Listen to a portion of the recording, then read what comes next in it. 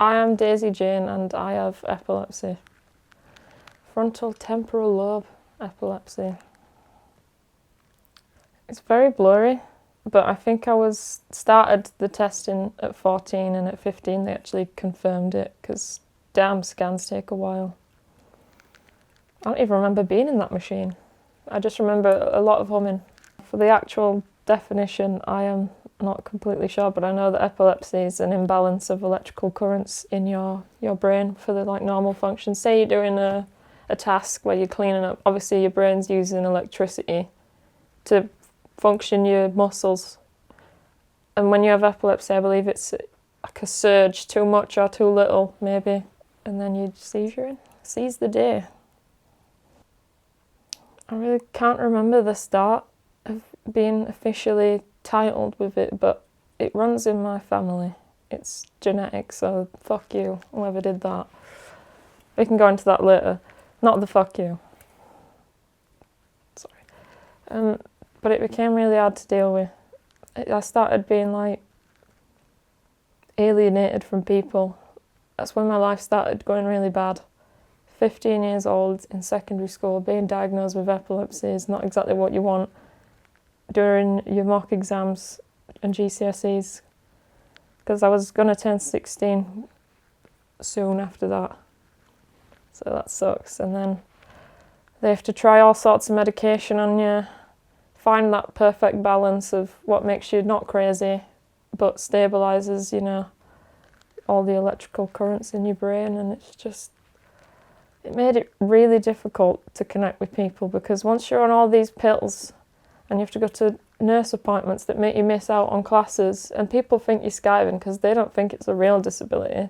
You're missing any of these parts, you're disabled, but if something's in your head now, unless you can physically see it, which does my head in, because it made everything so much harder to deal with because no one can see it. You say, I've got an appointment, and they're like, for what? I'm like, and you don't want to tell them why.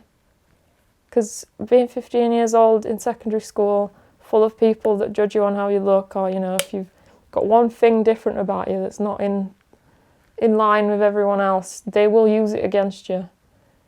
And oh God, I had a seizure in class once, and someone tried to record it. They thought I were on drugs. It's shit. I wouldn't recommend it. People are dicks.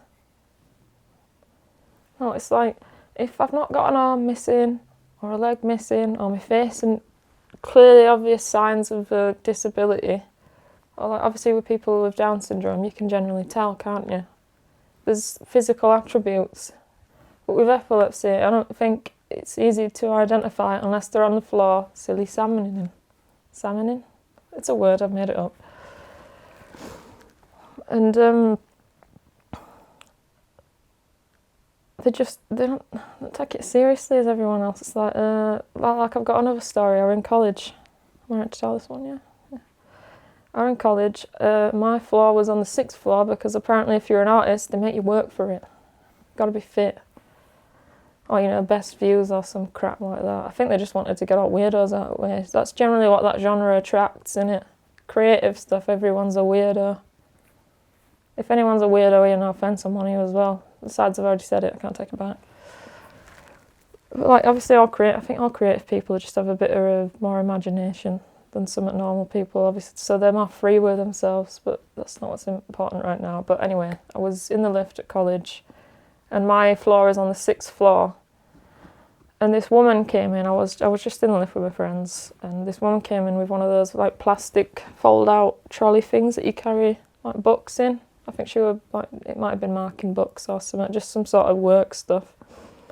And she told me and my friends that we all have to get out of the lift, and I'm like, no, we don't. And she's like, yes, you do. If you've not got a disability, you're getting out of the lift because all of the students have to walk. And I'm like, it says there, all students above on floors 4, 5 and 6 permitted access to lifts. She's like, that's for disabled students. And I'm like, well, lucky for you.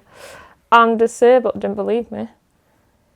I have a pass and everything. I'm like, I even scanned it. I went to her. She's like, that doesn't mean anything. And I'm like, I'll chop my arm off in a minute if that makes you feel better. Just shut up. And she's still, oh my God, I I closed the elevator buttons on her and I'm like, alright, I'm not talking to her this entire ride, but my friend gave her a right dead stare. And I'm like, God, she deserved it. I told her I had epilepsy, she was like, I think she said that's not even a disability. I'm like, you bitch. This is a funny story though, because I could never be on my own after this. Yeah, I have to be with someone all the time in case I have a seizure, which is kind of annoying because sometimes you just want your moments alone. But I remember being on my mum's bed with Lucy, watching, it must have been Judge Judy, you know, just chilling on a Saturday. We were eating Monster Munch. And then I start having a seizure, fall off the bed, I think. That's what people have told me. When I have a seizure, I black out. My eyes, it's just a faded vision, and then I wake up afterwards feeling exhausted. But I'd thrown up, my food had come out of me, I'd been vomiting, and my sister says she could never eat Monster Munch again. But it's like, and I've had to be saved multiple times while doing intimate tasks, such as, you know, as a young lady, changing your pad. Can you imagine how embarrassing that is? And then I can't control when it happens. I can control before it happens. It sucks. If you get epilepsy, I'd recommend getting it mid-20s if you're thinking about it. I don't recommend it, but teenage years now, you don't want that. Or maybe before you die, because you're going anyway. Keep them muscles working. Sorry. Yeah, I'm actually surprised I don't have a six-pack by now. Keeps your muscles tense, man. Well, I'm always drawing. I'm playing my guitar. I'm playing my games. Watching films a lot. Anything to escape, really. And when I draw, I can generally channel how I'm feeling into that. Or with my guitar. I used to write songs all the time because I was frustrated. But, oh God, I can't even do that anymore. It's just, I've become so tired. It's controlled now, but like, I try and draw in my free time, but it's just not the same as it was. When you use something as a coping mechanism, you start to hate it. Or you do a university course on it, start to hate it. I like with the guitar, I can really put my mind into it, focus on certain things, because when I'm working with my hands, I forget everything. That sounded so intimate, but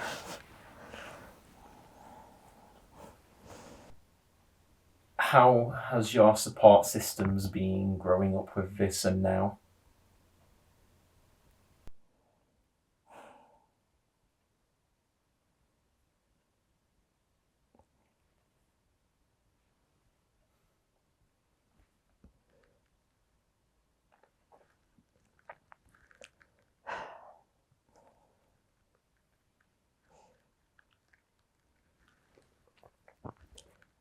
not amazing. And to be honest, well, sorry for getting upset.